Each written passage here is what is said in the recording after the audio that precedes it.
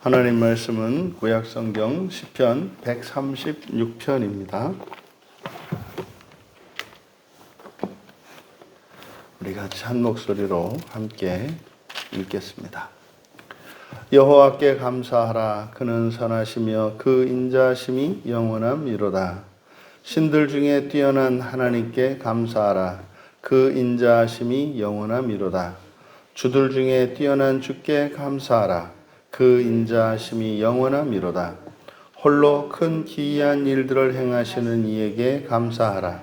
그 인자하심이 영원함이로다. 지혜로 하늘을 지으신 이에게 감사하라. 그 인자하심이 영원함이로다. 땅을 물 위에 펴신 이에게 감사하라. 그 인자하심이 영원함이로다. 큰 빛들을 지으신 이에게 감사하라. 그 인자하심이 영원함이로다. 해로 낮을 주관하게 하신 이에게 감사하라. 그 인자하심이 영원함이로다. 달과 별들로 밤을 주관하게 하신 이에게 감사하라. 그 인자하심이 영원함이로다. 애굽의 장자를 치신 이에게 감사하라.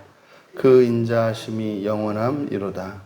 이스라엘을 그들 중에서 인도하여 내신 이에게 감사하라. 그 인자하심이 영원함이로다. 강한 손과 펴신 팔로 인도하여 내신 이에게 감사하라. 그 인자하심이 영원함이로다. 홍해를 가르신 이에게 감사하라. 그 인자하심이 영원함이로다. 이스라엘을 그 가운데로 통과하게 하신 이에게 감사하라. 그 인자하심이 영원함이로다. 바로와 그의 군대를 홍해에 엎드러뜨리신 이에게 감사하라. 그 인자하심이 영원함이로다. 그의 백성을 인도하여 광야를 통과하게 하신 이에게 감사하라. 그 인자하심이 영원함이로다. 큰 왕들을 치신 이에게 감사하라. 그 인자하심이 영원함이로다. 유명한 왕들을 죽이신 이에게 감사하라. 그 인자하심이 영원함이로다. 아모리인의 왕 시온을 죽이신 이에게 감사하라. 그 인자하심이 영원함이로다. 바산왕 옥을 죽이신 이에게 감사하라. 그 인자하심이 영원함이로다. 그들의 땅을 기업으로 주신 이에게 감사하라. 그 인자하심이 영원함이로다. 곧 그 종 이스라엘에게 기업으로 주신 이에게 감사하라. 그 인자하심이 영원함이로다. 우리를 비천한 가운데에서도 기억해 주신 이에게 감사하라. 그 인자하심이 영원함이로다. 우리를 우리의 대적에게서 건지신 이에게 감사하라. 그 인자하심이 영원함이로다. 모든 육체에게 먹을 것을 주신 이에게 감사하라. 그 인자하심이 영원함이로다. 하늘의 하나님께 감사하라. 그 인자하심이 영원함이로다. 아멘. 영원을 위한 헤세드를 감사하라. 영원을 위한 헤세드를 감사하라 라는 제목으로 말씀의 은혜를 나누고자 합니다. 먼저 전체 시를 세 연으로 구분해 보면 1절에서 9절까지를 제1연으로 구분하고 1년의 소제목을 영원을 위한 헤세드의 창조, 영원을 위한 헤세드의 창조, 그리고 10절에서 16절까지를 2연으로 구분하고 영원을 위한 헤세드의 구원, 영원을 위한 헤세드의 구원, 그리고 마지막 17절에서 26절까지를 제3년으로 구분하고 영원을 위한 헤세드의 기업과 하늘의 기업, 영원을 위한 헤세드의 기업과 하늘의 기업, 이렇게 이제 구분해 보았습니다. 우리가 함께 읽으면서 느꼈던 것처럼 모든 절에 공통적으로 후렴구가 들어가 있는데 그 인자하심이 영원함이로다 라고 하는 표현입니다. 그 인자하심이 영원함이로다. 여기서 인자하심이라고 번역된 것이 이제 헤세드입니다. 헤세드. 헤세드는 사실 이게 언약적 신실함. 그래서 이거를 인해, 인자 뭐 이렇게 이제 번역을 했습니다만 사실 그 뜻이 잘 드러나지 않는 표현입니다. 그래서 이 헤세드는 적절한 단어를 새로 만들 필요가 있습니다.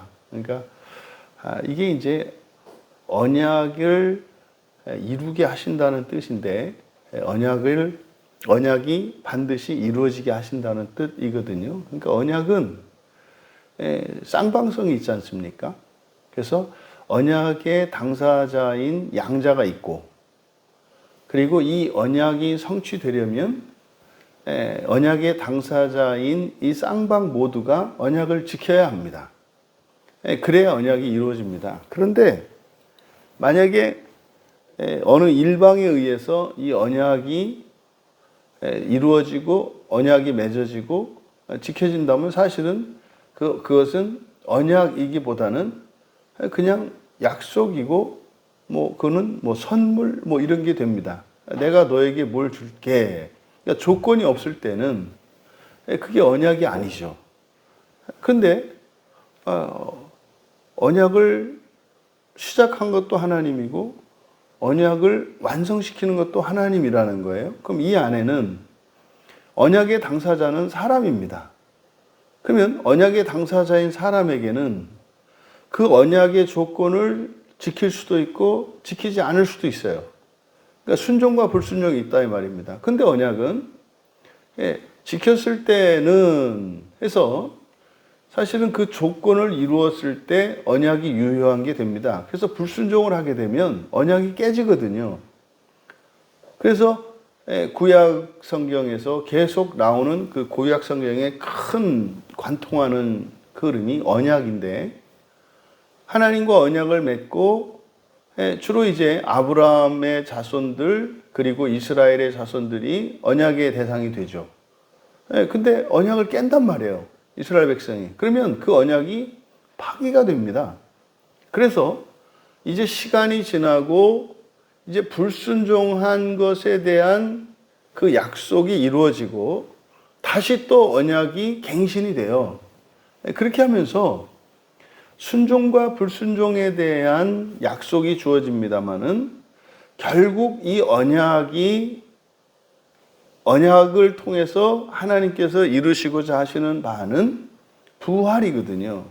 그것을 우리가 보통 구원이라고 이야기를 하는데, 그러니까 언약의 최종적인 완성은 부활의 완성입니다. 그런데 순종과 불순종이 계속되면서 언약이 갱신이 된단 말이에요. 그러면 사람이 불순종을 한다 하더라도 그 언약을 통해서 이루시려는 최종적인 목표인 부활이 하나님에 의해서 이루어진다는 거예요. 이것을 이게 함의하고 있는 게 헤세드라는 단어입니다. 그러니까 이 헤세드는 언약의 쌍방성, 조건의 이행과 불이행, 그거에 따른 다른 결과, 그것은 사실 축복과 또 저주, 이렇게 나뉩니다. 그런데도 결과적으로는 하나님이 이 언약을 하신 목적, 부활이 이루어진다는 거거든요. 그게 헤세드입니다. 그래서 사실 이 헤세드라고 하는 이 말은 차라리 그냥 원문대로 고유명사로 그냥 헤세드라고 하는 게 낫겠다. 단어가 만들어지기 전까지는. 근데 지금 이 시의 특징이 뭐냐면 이 헤세드에 대한 얘기입니다. 이 헤세드 때문에 사실은 감사하라는 거거든요. 이 헤세드 때문에. 그럼 헤세드는 결국 뭐라고요? 헤세드의 끝은 부활이란 말이에요. 지금 우리말 성경에 영원히라고 번역되어 있는 이 단어가 이 구죠. 사실은 전치사 구입니다. 영원히라고 번역된 것이. 그래서 여기서는 영원을 위한이라고 번역을 한 겁니다. 이게 사실은 구약 성경에 그리고 신약 성경에 있는 영원히라고 번역된 이 말은 영원을 위하여라고 번역하는 것이 그것이 적당한 번역입니다. 그러면 어떻게 되냐면 영원을 위한 헤세드 이렇게 되는 겁니다. 그러면 1절을 보시면 뭐 전체가 다 인자하심이 영원함이로다 이렇게 되어 있으니까 왜냐하면 여호와께 감사하라. 그는 선하시며 지금 이제 일단 1절에 그 선하시며만 들어가 1절에만 선하시며가 들어가 있는데 선하시며는 빼고 먼저 맨 뒤에 그 인자하심이 영원함이로다. 여기가 어떻게 되어 있냐면 그대로 직역하면 왜냐하면 영원을 위한 그의 인자하심 때문이다. 이렇게 됩니다. 영원을 위한 그의 인자하심 때문이다. 그러니까 그의 인자하심, 헤세드예요. 그러니까 지금 시편 136편은 계속 이제 여호와께 감사해라 하면서 여호와께서 행하신 일들과 하나님이 어떤 분이신지를 이제 쭉 증거하고 있는데 이유는 다 같습니다. 바로 영원을 위한 헤세드 때문에 영원을 위한 그의 헤세드 때문에 감사해라 이렇게 되는 겁니다. 그러면 지금 여기서 136편을 한마디로 얘기한다면 부활이 하나님에 의해서 성취되는 것이기 때문에 감사하라는 말이에요. 한마디로 이야기를 하면. 그러니까 이게 우리가 부활을 이야기할 때 또 구원을 얘기할 때 예정의 제한 속죄 그리고 작정의 보편 구원을 이야기를 했잖아요. 그러니까 지금 여기서는 바로 보편의 구원, 보편의 부활에 대한 이야기입니다. 그러니까 모든 사람이 부활하게 되어 있는데 그것은 하나님의 헤세드 때문에 그렇다는 거예요.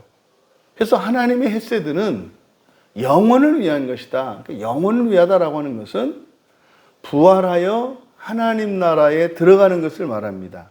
이 영원이라는 것은 하나님 나라에 부활하여 들어가는 것, 이 두 가지 사건이 영원이란 말이에요. 그러니까 사람이 부활하여 완전한 존재로 변화됩니다. 이걸 새로운 피조물이라고 한단 말이에요. 이거를 하나님의 아들, 또 이것을 신이라고 한단 말이에요. 또 불멸적 존재라고 한단 말이에요. 이것이 이제 영원이라는 말 안에 들어가 있는 겁니다. 그래서 영원은 그냥 무한한 시간을 의미하는 것이 아니라 이 영원은 특정 기간을 나타내는데 하나님 나라의 그 기간, 그러니까 성경에 의하면 1000년의 기간입니다. 그 1000년의 기간, 또 우리가 부활하여 신적 존재로 하나님의 아들로 일컬어지는 신적 존재가 되어서 그 1000년의 기간을 다스리고 온 우주 전체를 재창조하는 이때를 가리키는 말이 성경의 영원입니다. 그러니까 그의 영원을 위한 그의 인자하심 때문에 감사해라 이렇게 되는 겁니다. 그러면 전체가 이제 그 이야기인데 1년, 2년, 3년을 이렇게 구분을 했습니다만 1년은 창조에 대한 이야기예요. 그러니까 결국 하나님의 창조가 무엇을 위한 거라는 겁니까? 영원을 위한 헤세드 때문에 창조하신 거다 이 말이에요. 여러분 시간을 거슬러서 올라가 보십시오.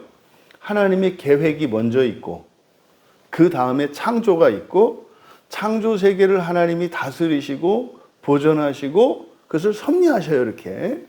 근데 이미 이 세상을 창조하시기 전에 계획이 먼저 있단 말이에요. 그 계획 속에는 하나님의 헤세드가 들어가 있어요. 그러니까 창조 계획을 세우시고 그 일을 이루신 다음에 완성시키는 것까지 이 전체 이것을 뭐라고 하냐면 헤세드라고 한다 이 말이에요. 그러니까 헤세드는 바로 무엇을 위한 것이다? 영원을 위한 것이다. 영원을 위한다라고 하는 것은 바로 보다 사람이 부활하여 하나님의 나라를 다스리는 것을 말한다고요. 그러니까 결국 하나님의 창조 계획이 결과적으로는 최종적으로는 새하늘과 새 땅, 새 창조에 있습니다만 그 새 창조에 사람을 개입시킨단 말이에요. 그 창조 일에. 이게 헤세드 안에 들어가 있는 거예요. 근데 그것을 어떻게 해요? 언약이라는 방식으로 사람을 참여시키는데 그 언약의 방식에서 사람의 순종과 불순종을 통해서 다른 결과를 약속하시되 최종적으로 그 영원에 들어가게 하신다 이 말이에요. 이게 지금 이 시에서 얘기하는 겁니다. 그래서요, 전체 26절을 바로 그겁니다. 사람을 부활하게 하신 하나님의 은혜에 감사하라고 얘기를 하는 거예요. 근데 왜 그러면 은혜라고 하지 헤세드라고 했는가? 헤세드 안에는 역동성이 있단 말이에요. 역사가 있고 거기에는 우리의 순종과 불순종이 있고 거기에는 어떤 사건들이 있고 거기에는 하나님의 징계와 구원과 축복과 이런 많은 사건들이 얽혀 있다고. 이게 뭡니까? 하나님과 우리 사이의 사연들이죠. 그 사연들, 거기에 온갖 우여곡절이 다 있습니다. 하나님에 대한 의심, 원망, 또 감사, 찬양, 탄식, 배신과 또 변심, 이 모든 게 다 들어가 있지 않습니까? 이게 바로 시인은 인류 역사 전체, 이스라엘 역사뿐만 아니라 이 세상의 시작에서 끝까지 일어나는 모든 인류의 역사 전체를 이 안에 담고 있어요. 더 나아가 택함을 받았던 이스라엘의 구원과 또 이스라엘에게 이 땅에서 주셨던 그 가나안 땅 그 기업에 대한 그것을 통해서 이제 하나님 나라의 기업을 이제 얻게 되는 모든 것을 이 안에 넣어 놓은 거예요. 그러니까 사실 우리들이 부활에 대한 오해가 많고 구원에 대한 오해가 많은 것은 최종적인 결과가 사람에 의해서 달라지면 안 되지 않습니까? 하나님의 계획이 사람의 순종과 불순종에 따라서 달라지면 그 계획은 완전한 계획도 아니고 그것을 계획하신 하나님도 전능하시고 완전한 분이 안 되시는 거예요. 그러니까 그냥 논리적으로라도 하나님이 세우신 계획 또 하나님이 기뻐하시는 일들은 반드시 이루어져야 하는 거예요. 근데 그 속에는 사람에게 하나님께서 자유의지를 주셔서 하나님의 뜻을 거스를 수 있도록 허용하셨단 말이에요. 그러면 하나님의 의지와 사람의 의지가 이렇게 충돌했을 때 그러면은 이게 하나님의 의지를 거스르는 거니까 하나님의 계획이 이게 좌절되거나 늦춰져야 되는데 그렇지 않다는 거예요. 그렇지 않다는 겁니다. 그러니까 사람으로 하여금 그렇게 범죄하고 불순종하고 하는 이런 것을 하나님은 우리에게 시행착오의 기회로 주신 거죠. 그래서 모든 사람과 모든 시대는 종말론적으로 보면 많은 우여곡절과 사연들을 지나서 이제 부활에 이르게 되는 겁니다. 그 안에는 무엇도 있어요? 지옥도 있는 거예요. 낙원도 있는 거고요. 그러니까 지상을 사는 동안 하나님께서 약속하신 모든 복은 사실은 무엇에 대한 예표입니까? 하나님 나라에 대한 예표예요. 우주에 있는 모든 별들을 하나님이 하셨던 것처럼 창조하면서 첫 창조 세계의 그 마무리에 참여하는 성도들이 있고 또 이제 이 세상이 완성될 때까지 지옥에서 숱한 환난과 고난으로 이 첫 창조 세계를 마무리하는 그런 또 성도들이 있는 거예요. 하지만 결과적으로는 전부 부활에 참여하게 됩니다. 조심할 것은 이게 뭐라고요? 어차피 부활 안에 이렇게 할 게 아니다 이 말이에요. 어차피 부활 안에 그거는 하나님이 계획한 것이니까 이루어지죠. 하지만 우리의 관심사는 무엇이어야 돼요? 모든 인류가 부활하는 그 바로 앞에 있는 이 천년의 기간입니다. 이 천년의 기간은 어떤 이들에게는 지극히 영광스러운 지복의 상태일 것이며 어떤 이들에게는 지극히 괴로운 이거는 극한의 저주의 상태가 있다는 사실입니다. 우리는 그 극한의 상태를 향해서 가요. 인생 100년은 바로 그 극한의 삶을 결정하는 거예요. 그래서 극한의 기쁨과 영광을 통하여 새하늘과 새 땅에 임할 것인가? 극한의 그 저주의 장소인 지옥을 통하여 새하늘과 새 땅에 참여할 것인가? 그래서 우리의 관심사는 그것을 건너뛰고 이렇게 할 수 없는 겁니다. 이게 이제 무천년주의자들에 의해서 요 기간이 없어져 버린 거예요. 그러니까 갈 길을 모르죠. 그러니까 영원히 지옥에서 살고 영원히 낙원에서 산다고 말을 하죠. 여러분, 영원히 낙원에서 산다는 것은요, 그는 하나님의 나라, 다시 말해서 새하늘과 새 땅, 새 창조 세계를 부인하는 게 된단 말이에요. 하나님 나라도 첫 창조 세계의 마지막이기 때문에 첫 창조 세계에 속한 겁니다. 지옥도 첫 창조 세계에 속한 겁니다. 그러니까요, 하나님의 나라도 그리고 지옥도 다 사라져요. 다 사라집니다. 그러니까 새하늘과 새 땅에서는 이렇게 첫 창조 세계에 있는 것처럼 하늘에 별들이 떠 있고 너와 나 또 제3자라고 하는 주관적 객체들로 그 객체들의 다른 주체들이 또는 다른 객체들이 질서를 통해서 조화를 이룬단 말이에요. 이 첫 창조 세계는 질서를 통해서. 그런데 새하늘과 새 땅은 질서가 없어요.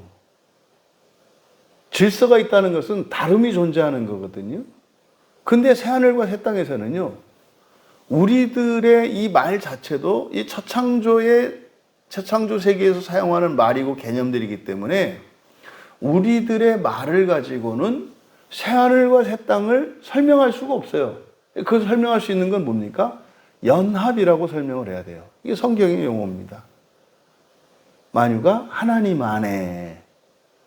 이게 이제 사실은 그 새하늘과 새 땅, 그 새 창조 세계를 우리에게 가르쳐줘. 새 창조 세계의 특성을 우리에게 가르쳐 주는 것이 삼위일체라는 말이에요.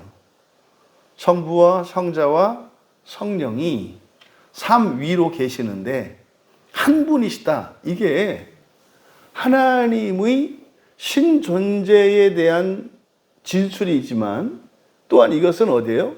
바로 새 창조 세계의 특성을 우리에게 가르쳐 주는 거라고요. 그래서 그때는요, 성부와 성자와 성령 하나님 사이에 질서가 있습니까? 하나님 사이에는 질서가 없어요.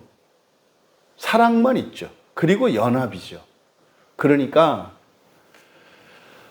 해와 달과 별, 큰 별과 작은 별, 뭐 남자, 여자, 큰 자, 작은 자, 나이를 먹은 자, 먹지 않은 자, 어린 자, 위대한 자, 또 하찮은 자, 이런 모든 다름은 이게 첫 창조 세계의 특성이란 말이에요.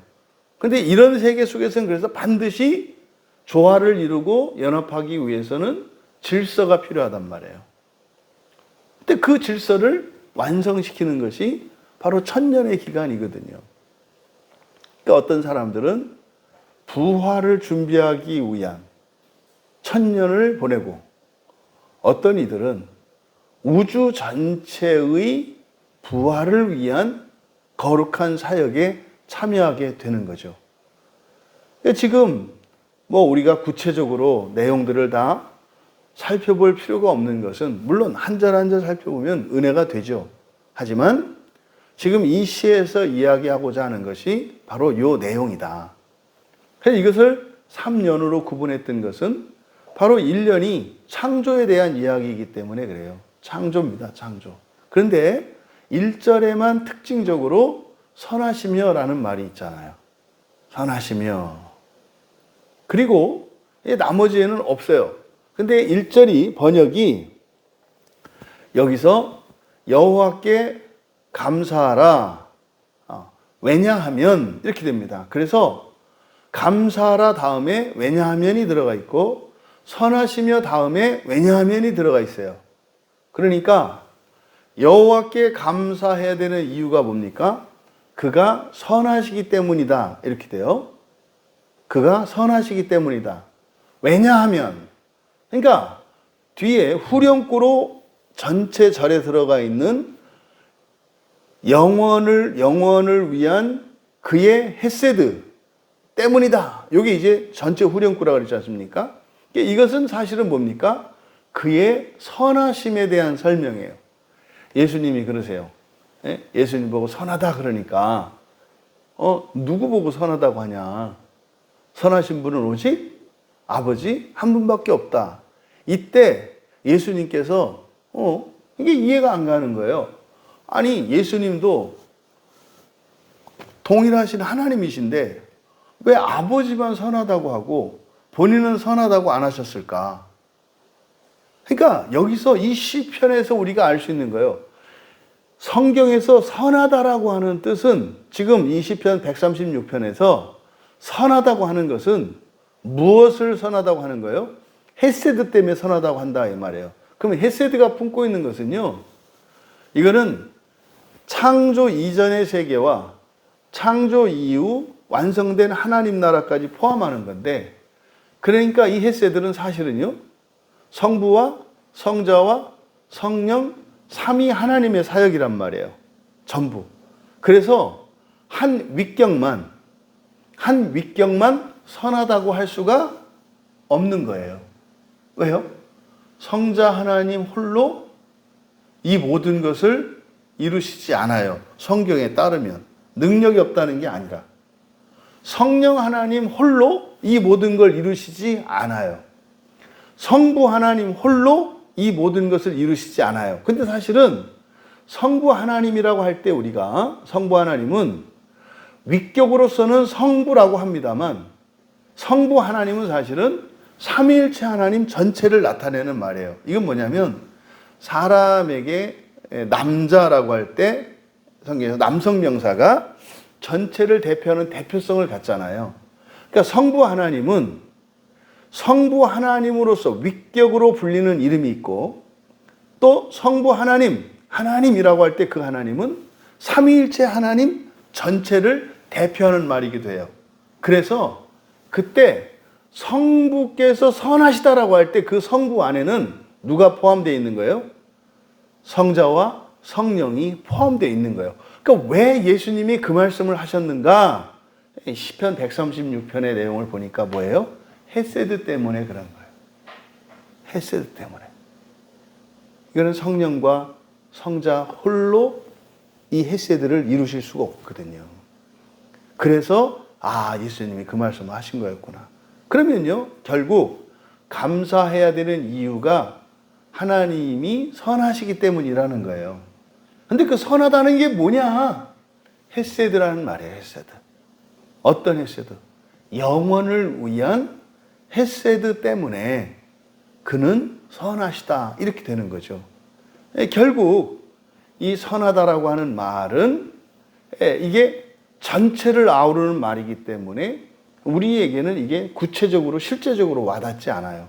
그래서 그 선하다는 말을 설명한 것이 바로 영원을 위한 그의 헤세드라는 거죠. 그래서 전체가 사실은 하나님의 선하심에 대한 이야기예요. 선하심에 대한 얘기. 근데 그 선하심이 바로 영원을 위한 헤세드다.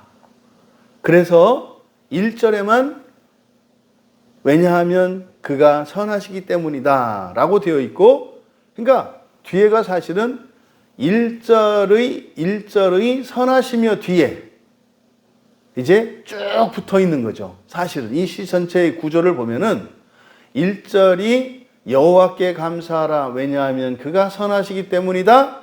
그 다음에 왜냐하면 이렇게 되는 거거든요. 왜냐하면 인자심이 영원함이로다. 이렇게 있는데 그 밑에 이제 쭉 달리는 거죠, 사실은. 전체가.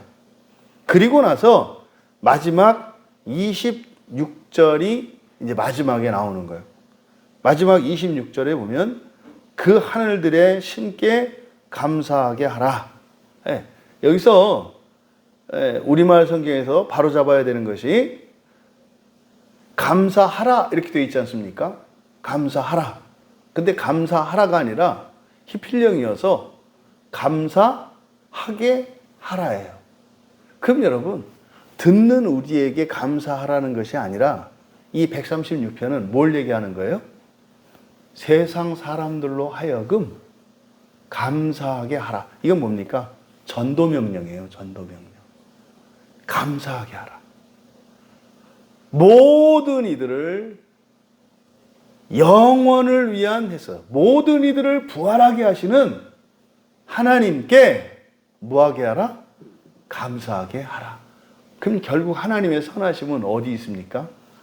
하나도 잃어버리지 않고 모든 이들을 부활시키시는 분이기 때문에 하나님을 선하다고 하는 것이다 이 말이에요. 하나님이 선한 걸 믿으십니까? 아멘.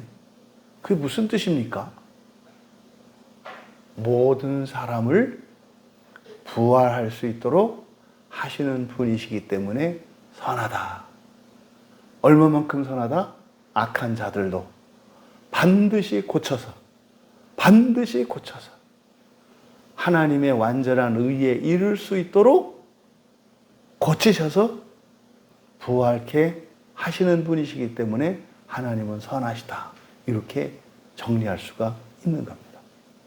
그러면 1년에 있는 이 내용, 이것은 창조인데 창조는 바로 이 창조 또한 무엇의 창조다? 헤세드의 창조다. 이 헤세드는 무엇을 위한 헤세드다? 영원을 위한 헤세드다. 이것을 이제 신약의 용어로는 하나님의 나라와 부활을 위한 하나님의 헤세드의 창조라는 것이고, 이어는 출애굽하여 광야의 시간, 이게 구원의 시간입니다. 이거는 그러니까 출애굽에서부터 이제 광야 40년을 끝나는 이때까지, 여기까지가 이제 광야 시대지 않습니까? 이게 구원의 과정입니다. 그래서 영원을 위한 헤세드의 구원, 출애굽에서부터 이제 바란 광야 전까지, 여기까지가 광야란 말이에요. 이제 바란 광야에서부터는 사실은 기업의 시간입니다.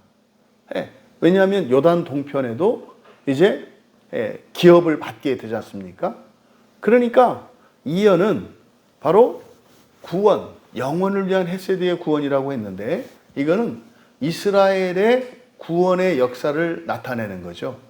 그러니까 모세를 그리 보내신 것도, 광야에서 40년을 돌리신 것도 결국은 무엇을 위한 거다? 하나님의 헤세드를 이루기 위한 과정이었다고 얘기를 하는 거예요. 그러니까 그 안에 성경, 구약 성경을 보면 순종과 불순종, 이렇게 그냥 우상 숭배와 이런 온갖 일들이 있습니다만 사람의 일이지 않습니까? 근데 이것은 다 어디 안에 있어요? 하나님의 헤세드 안에 있다는 뜻이에요. 그러니까 성경이 하나님의 언약 안에, 그래서 이거를 구약 신약이라고 얘기하잖아요. 그러니까 이미 모든 이들을 구원하도록 하시는 하나님의 헤세드, 그러니까 부활하도록 하시는 하나님의 헤세드, 이것을 말하는 건데, 이어는 이스라엘의 구원에 대해서. 그리고 이제 3년은 이제는 기업이죠. 바로 이제 광야의 생활을 끝난 이스라엘이 이제 전쟁을 치르고 땅을 차지하게 됩니다. 그래서 요단 동편에서부터 이제 두 지파 반이 요단 동편에서부터 땅을 차지하기 시작하죠. 그래서 이제는 기업에 대한 이야기인 겁니다. 그래서 결국 이스라엘의 기업은 이제 이 지상에 있는 요단강 동편과 서편 좌우에 있는 그 기업으로 귀결이 됩니다만, 그것은 결국 26절에서 끝을 하늘의 하나님, 하늘들의 신 그대로 직역하면 그 하늘들의 신께 감사하라. 엘입니다. 엘은 전능자, 초월자로서의 엘이죠. 엘이라고 하는 표현은 초월적 존재를 가리키는 말입니다. 전능한 존재를 가리킵니다. 그런데 하늘들의 신께 감사하게 하라. 그러니까 이 기업이 결국은 어디를 향한다? 하늘을 향한다. 라고 하는 것으로 결론을 내리는 겁니다. 그러니까 시편 136편은 바로 보편의 구원, 그 작정의 보편 구원에 대해서 하나님이 그 작정의 보편 구원이 하나님의 선하심의 이유라고 밝히고 있는 시인 겁니다.